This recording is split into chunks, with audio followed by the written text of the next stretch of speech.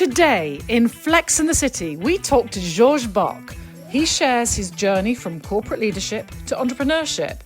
He talks about purpose, inclusion, and the future of investing, and why financial services must reconnect with transparency and trust. All that happening right now in Flex in the City.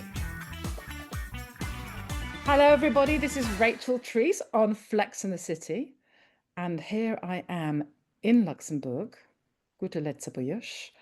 And I have with me a fabulous Letztebuier. His name is Georges Bock. I've known him for many years, and he's the founder and CEO of Investre.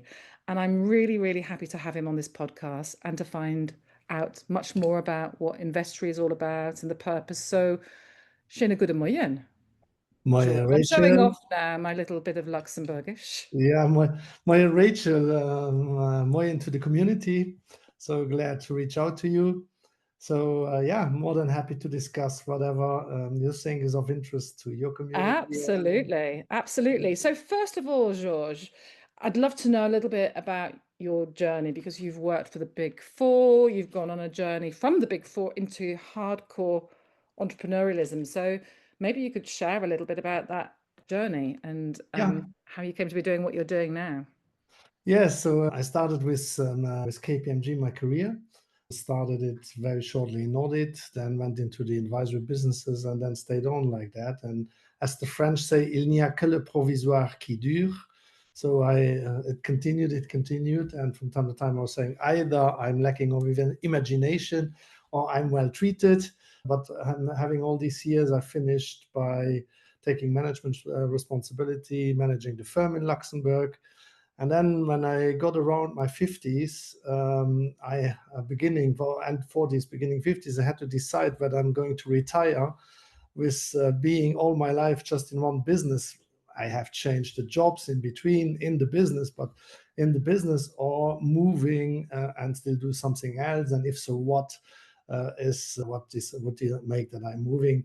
And one part definitely was entrepreneurship. I mean, I would tell anybody that wants to know that I was an intrapreneur for sure. So really trying to push a big company to new edges, but I never was a real entrepreneur. So meaning creating my own business. And that was definitely something on the list. So then when I decided, okay, I really want to take this adventure, then I left KPMG. But what is interesting for a lot of people, without a clear plan, because I realized also during all this reflection period that it's simply too hard to work full-time, 100%. And at the time I was still head of tax, of the tax practice in Luxembourg, which were close to 200 people. So it's impossible to do this in parallel. So it's just too hard. And so I decided that number one, I would do that. I would change my professional life still another way. Some people always said, but you are retiring now. No, I did not want to retire. But on the other hand, I wanted to leave me time to really find the right thing. So I left some 8 years ago. I think it was 7-8 years ago, 2018. Yeah, 2018. And then I also did something else I always wanted to do, get back a little bit into studying.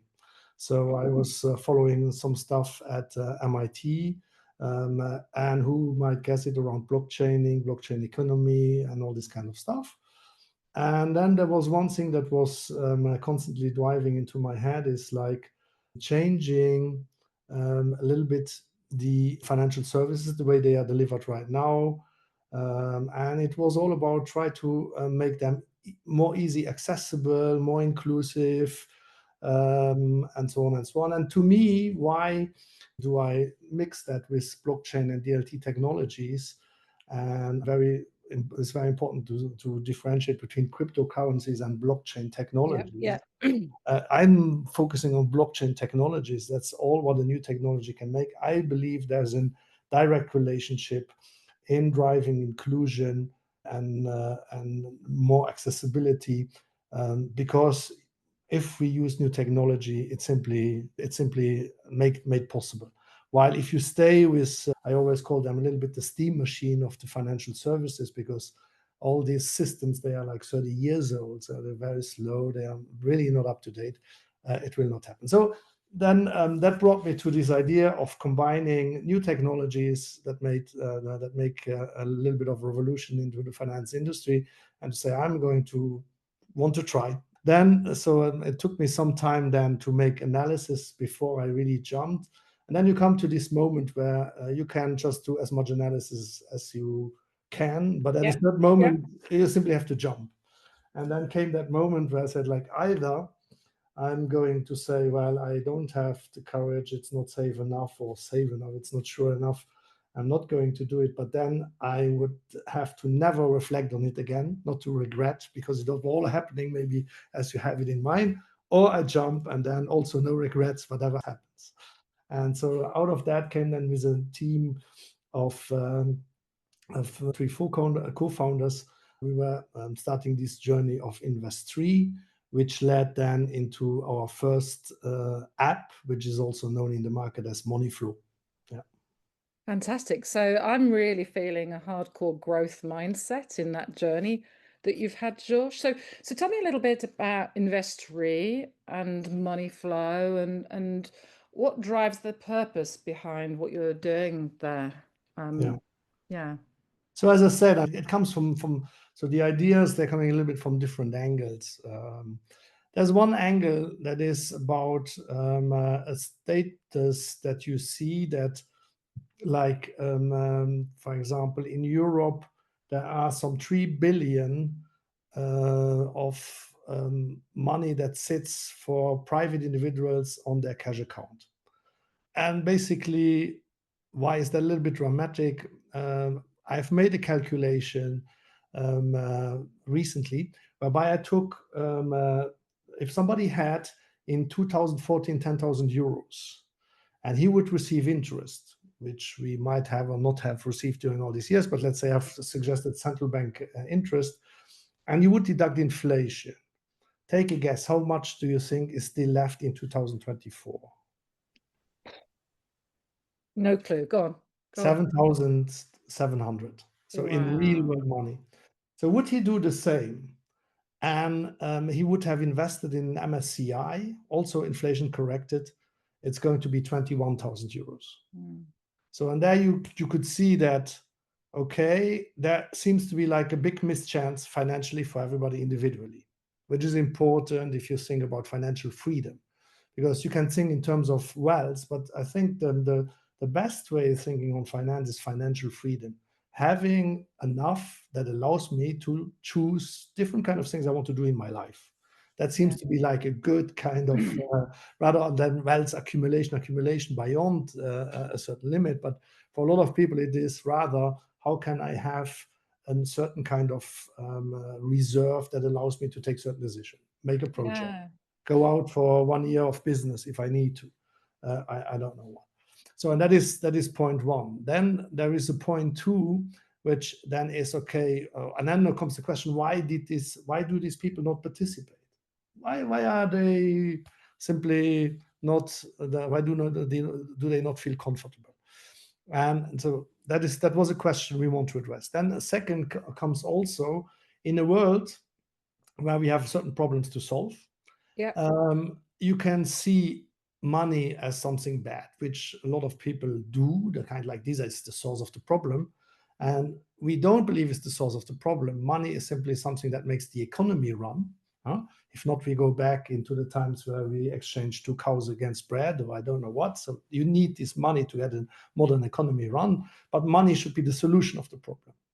And so if people wanted to participate, if there wasn't there, at any moment there would have been an argument for these people to stay off because they think it's the source, well, we give them the possibility to make it the solution. And there came then a little bit beyond the entire technology that we've built to make service more accessible, and also then cheaper, because that's also part of more accessible, was this idea: let's make sure that people, if they participate in this world of investing, that they know what their money does. So create more kind of transparency on what your money does.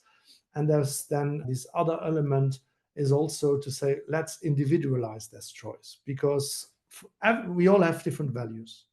And there is no such law that can make sure, because very often people look at regulation or laws to make it suitable. Well, no, I'm my own person.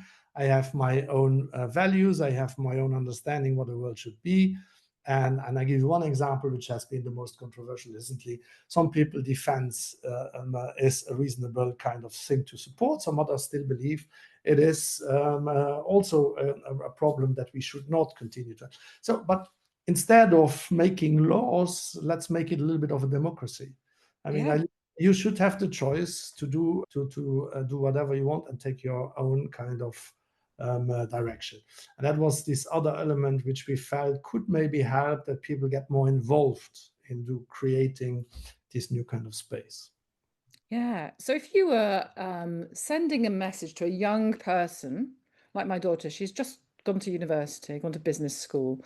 And if you were giving a really important message to a young person that perhaps doesn't really understand investing and understand Mm. quite what it's all about and its importance, what message would you give to them, Georges? So for young person, that's part also of we have this other concept around education, which is called the Moniflo Investing School.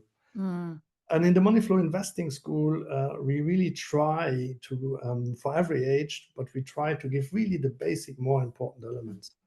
And for a young person, and even for a young person, I would start with one thing: understand the difference between investing and speculation.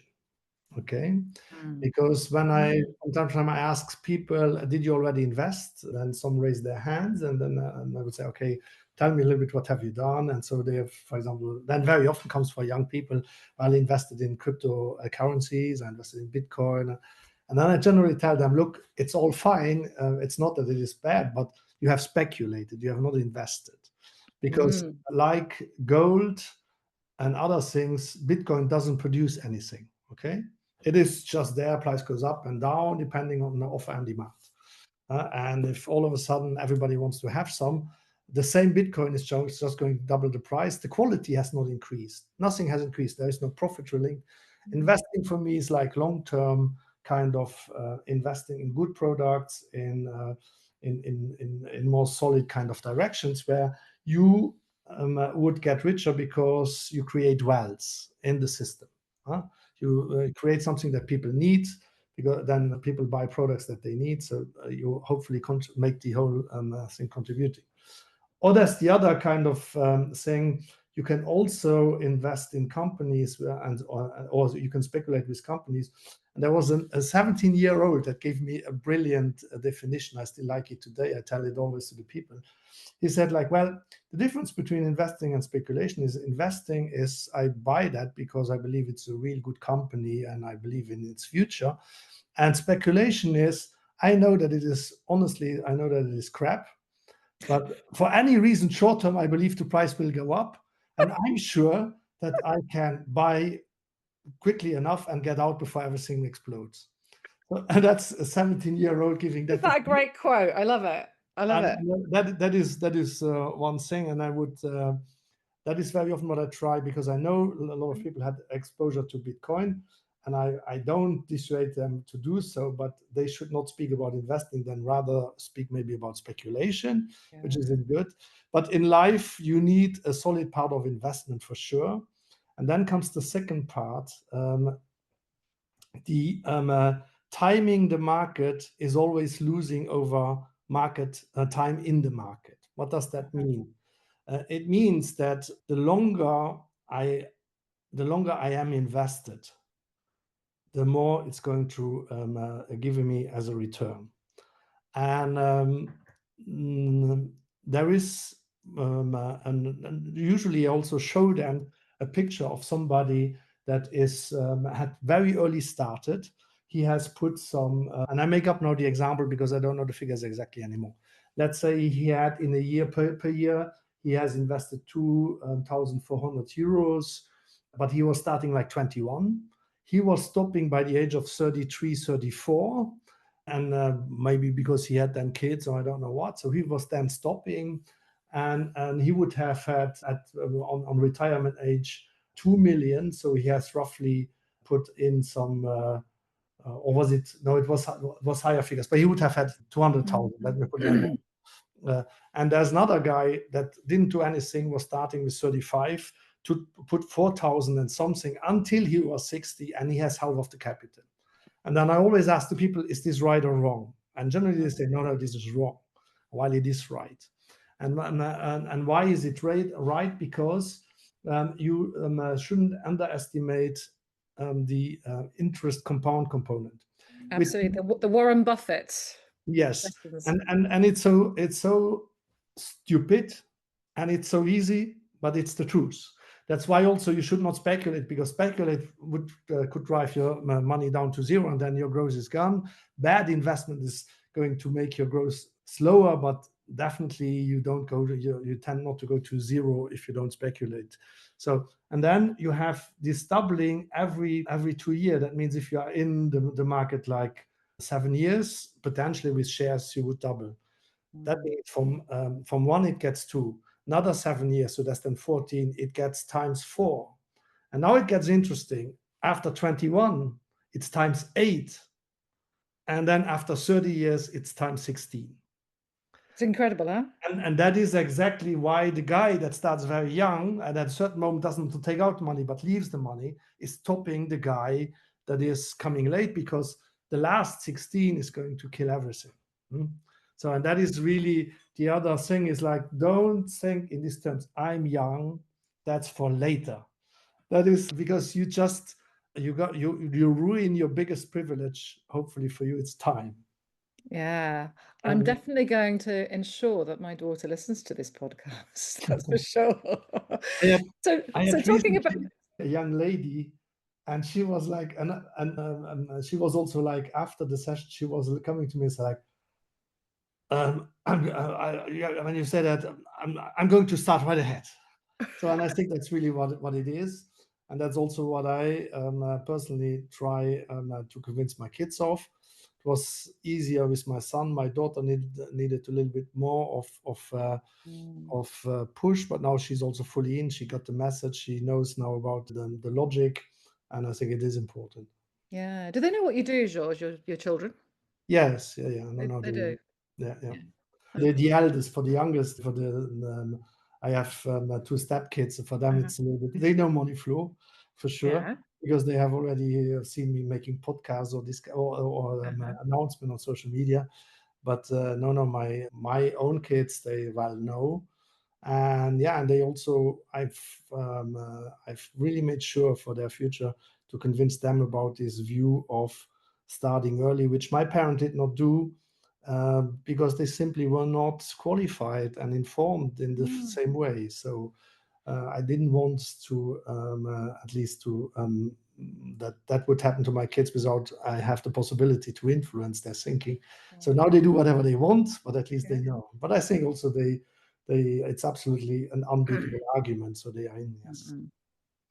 And talking about young people, so imagine a young person who's joining the financial services industry.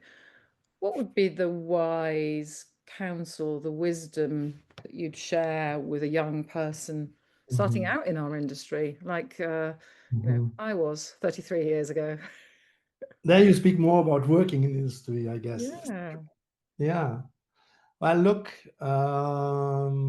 Mhm. Well, I would always say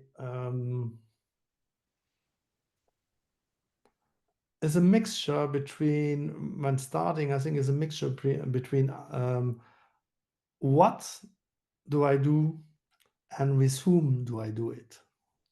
Mm. Uh, and I would tell them to really be concentrated. A lot of people concentrate more on the what, leave a little bit out with whom.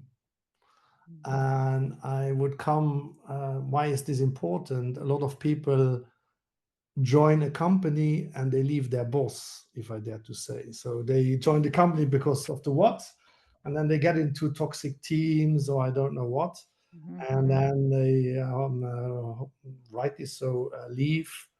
And so from that perspective, I would say be really at least think on it if you are also to try to figure out, can I really work with these people? and of course, it's a little bit hard because when you make your interviews, maybe you're going to see 2, 3 persons. Is this representative? Yes, no. But maybe take a chance and investigate a little bit to people that know the company, that work there, and so on and so on. Really to get a little bit of feeling on with whom you are going to spend your lifetime, if I dare to say. So that is one thing I would tell a person. And then, yeah, the world has completely changed when it comes to when I started. Everybody would have told you, look, you come from university. The basic assumption is like, don't think that you're smart right now. First, you're going to, and it was a little bit like this kind of, you're going to work 5 years, shut up, and then we'll see whether you know something. That is something. If you would start that right now as a philosophy, any kind of company would not recruit anybody anymore. and Mm. and I'm thinking on it. I think it's rightly so. I mean, I find it very interesting that the newer generations are coming in with yes, with another kind of purpose when it comes to that. I'm the of the outside. Officially, I believe I cannot remember what my generation is, but I'm at the end of the baby boomers. And my brothers, they were all the baby boomers. I'm more like already slightly grown out. But it was more like, okay, working was, making up your life with working was a very essential part and had a large priority. And then we'll see how the rest figures in. And I find it very interesting that the new generations, they come with a more holistic view, and I guess with such a kind of approach, I often say if a company has to discuss work-life balance is already wrong because they just have one life. They don't see these two separate. So this is just my life. Okay, in life, work has to have a place. This has to have a place, and so. So that is something I find interesting when they come. So that having said, I can also I would encourage people also, if they really want to go young years into more entrepreneurship, like of playgrounds, go ahead. I mean, I would Mm. definitely not, but I would definitely not say what some people told us. Are you not too young? Should you not work first? La, la, la. No, I think it's also being young is a very good moment because you have no dependencies, you have no family, you have no kids to watch after. Why not? I mean, why Yeah. not? Huh? Yeah. Definitely, that is the other thing is I would really encourage them to dare to do There. Yeah. whatever it is. On the other hand, then also try to accommodate the dare to do is, of course, also um, there is always a possibility of that things are not working out. So you really also have to give them. So say, well, forget about just the success stories. So there in such a journey, it's not going to be always easy, and you might even fail. But failing is not a problem because failing is part of the success. Yeah. Failing is hardcore growth mindset, isn't it? Yes, Absolutely. all the guys that say they have just succeeded, they were either very lucky or they are liars, to be honest. So okay, you can always win lottery. Why not? I made the first company and it was a unicorn. And, well, okay, good luck. But on the other hand, everybody, if you look at more deeply into kind of biographies, also of successful entrepreneurs, but also of successful career person, a lot of them had some harsh kind of drop downs at a certain moment. Mm. And so, what is the most important thing is take your lesson and stand up. That's it. Yeah. And because why do I? Well, we now speak about that in professional life, but by the way, it's also true for private life. Yeah. Yeah. Yeah. Absolutely. So Absolutely. it's a lesson that is always correct. It's not only made out of private life successes, and if by any misluck you have some hard moments or some difficult moments, what is important is to keep the courage going, stand up, and continue to try to walk your way again into something you like, something which gives you punch every day. Yeah. So talking about punches every day, we were talking a little bit before we started recording the podcast about, having courage and cracking on and moving forward. So if I was to give you a magic wand and you could have the courage to change something overnight in the financial services industry, what would it be? Mhm. Ooh, big Ooh. question. Big question. Yeah, okay. Well, I think if we could manage with this kind of coup magique, Hmm. this idea, and also make it now fully work, that in the financial services are not only the way we earn money, but also the way we express democratic choices. Hmm. That would be a cool thing. So Mm. that you feel like whenever, because at the end of the day, when I have this discussion, I have sometimes discussions with people that say, well, I don't participate. And then you say, well, what, I don't participate? Well, I don't invest because I feel like all is bad. And then I say, oh, okay, but you have money. Yes, on my savings account or in my life insurance policy. And say, well, okay, but do you know what this money does? And they say, well, all of a sudden they realize, well, no. I said, well, look, you have even given full power of your money to somebody else.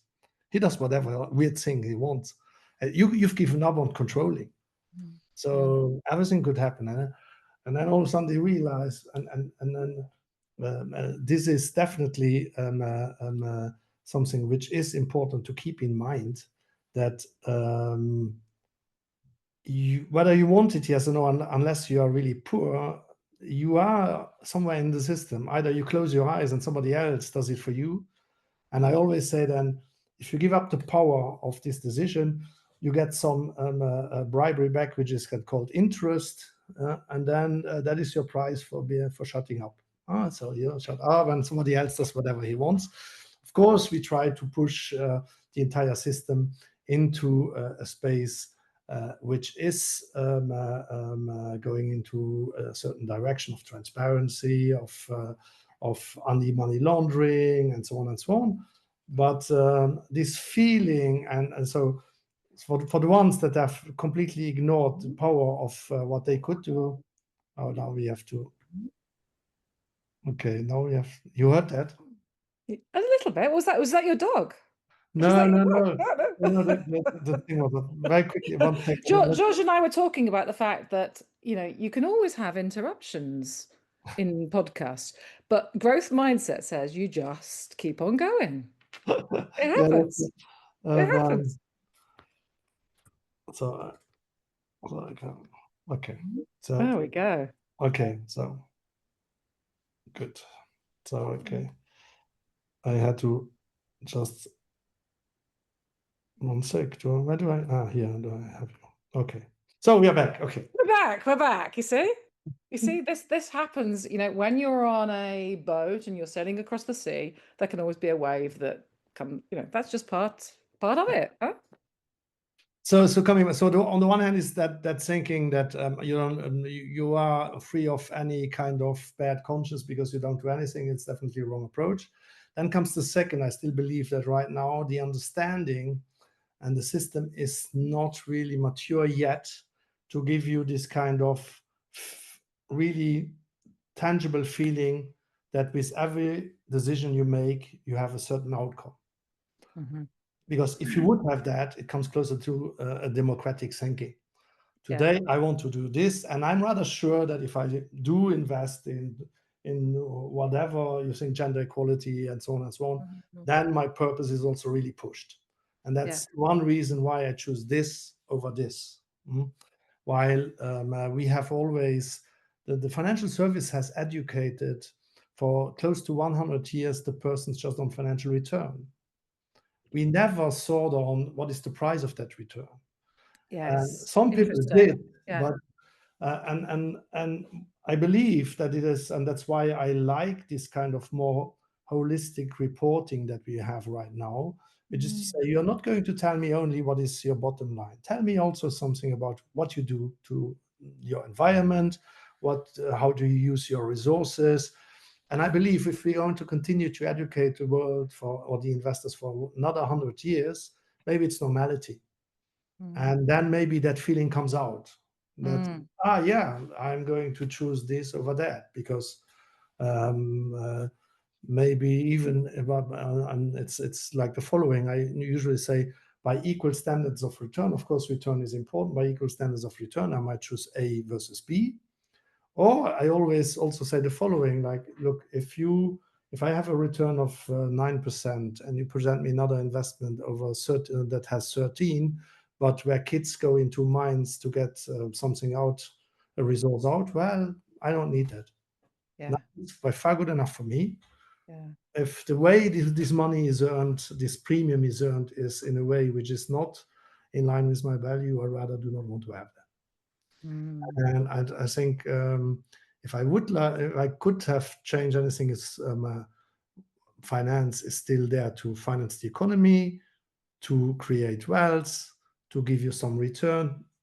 So that's going to stay. We should not believe that humans are just going to be only driven by any kind of other considerations. But I feel that at least other considerations then should come into the equation and mm, make that I really feel a consciousness, a direct link between what my investment does for the rest of the society.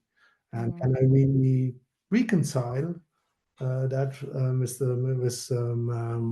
my action? And that would be really cool if we would really have this direct feeling.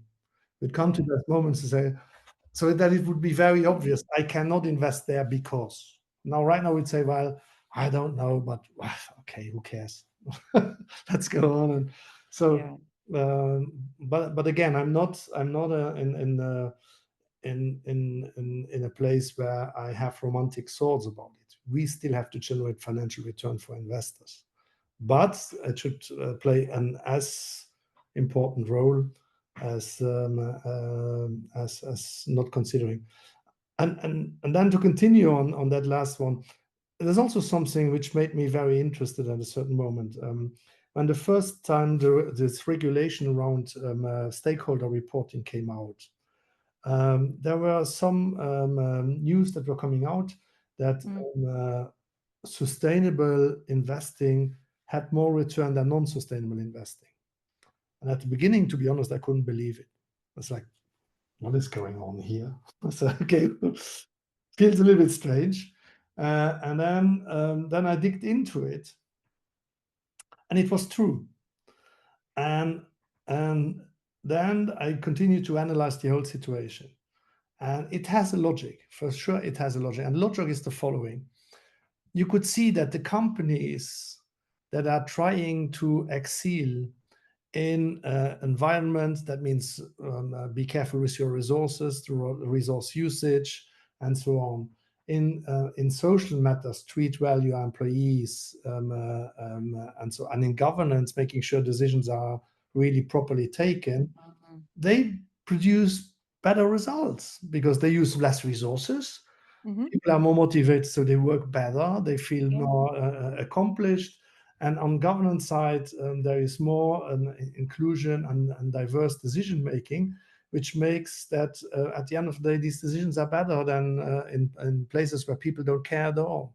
So that is one of the reasons which is true, or seems still to be true. And the other one is, of course, that there was for sure in the late or beginning 20s, there was a certain rush into these kind of companies, which made then their price increasing, which is also not a bad thing, which means that Mm, some people were willing to have a higher demand for these products, meaning the prices were higher than on the non-sustainable stuff. So which is then also a reality, even it keeps going, well, it will always be true. So this, I just wanted to address that, because this miracle that you always have to give up return for a more stakeholder balanced kind of approach of management is definitely wrong. Yeah, you're absolutely speaking my language here, George. We could go up. We need to go out for a lunch to discuss all of this. It's absolutely fascinating, but sustainable performance is really where it's at. So, talking about other considerations, Georges, when you're not doing what you're doing in the day with all that purpose, and you're not being a fabulous father, husband, etc., what is it that you love to do? Well, of course, and running a startup business is costing a lot of energy. I mean, no romantic thoughts about that neither. There is less time left than I even saw then while I was in the business. So I already knew it would not be an easy ride. But okay, what from the time what is left? So there's one thing for sure. I always try to stay connected to the life of my children, even my adult children now. Of course, it demands by far less, but nevertheless, for example, last weekend I was over to Chicago to visit my son. He's in a university there with an athlete program. So I simply wanted to see him playing live. So so these kind of Right. things, which then nevertheless can take some time. And then on Saturday, I had my daughter with a friend from university that visited Luxembourg. So we had a dinner together. Unfortunately, I could not make the trail that they were doing on Sunday, but really stay connected into that. And that is more about, given that they are now adult, it's more about quality than quantity because they Mm. also want their own life in me Yeah, time. yeah, So yeah, it's not. yeah, yeah. So that's one thing. Then the second, which is something which is close to my heart, is I've played music quite some years. I'm not playing anymore in a band, which is not good because then I'm lacking a little bit this kind of incentivization to play. So right now it's I don't play enough, or I don't take time to play music, and it gives me some kind of balancing, which is very interesting. And last thing I would then also say is something I still honor a lot is I'm also cooking myself. So having some nice dinner with some good bottles of wine is definitely then something which gives me pleasure, and with the right friends and with the right persons around, of course. Absolutely. So I want to go back to that music and that rock band and that courage. Um, and if there was an energy, and if you were sort of creating that band for the future, what would that look like? Or what energy would it take from another band that's existed in history? I'm curious. Well, I find something that I find completely fascinating. I don't know whether you have already seen those videos where there are all these guys coming together on a big green field or stadium, and like 3,000 of them are playing together a song. And they really, they nevertheless, so you could like say, how can this work? 3,000. I mean, it's really a balancing act because it's already not so easy to play properly together 5, 6. Now imagine 3,000. So I believe, yeah, I'm fascinated about making it work for such a large group, and still it is something where people would like to look at. No, it's YouTube videos that are circulating around, people like it, and so on and so on. And it comes a little bit um, into this kind of thing, like for sure music is about sharing, is about doing things together, listen to it together, party for the taste of the good music together. And so this orchestra that plays for 6,000 is also like the proof that you can do that. So you can really bring everybody on board and really make everybody make his part, and it sounds still like a real song. It definitely sounds like a real song. Georges, you've painted the most amazing tune, the most amazing purpose and song for the financial services industry. Vielmals merci. My pleasure. for Gern being geschehen.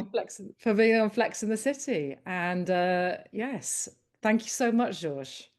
Thank you. Thank you, Rachel. Thank you. Bye. And that's a wrap for this episode of Flex in the City. We hope that you found inspiration and valuable nuggets of wisdom to elevate your leadership journey. Don't miss out, subscribe on your favourite platform, and if you enjoyed the episode, please do leave us a review. Your feedback really matters. Thank you.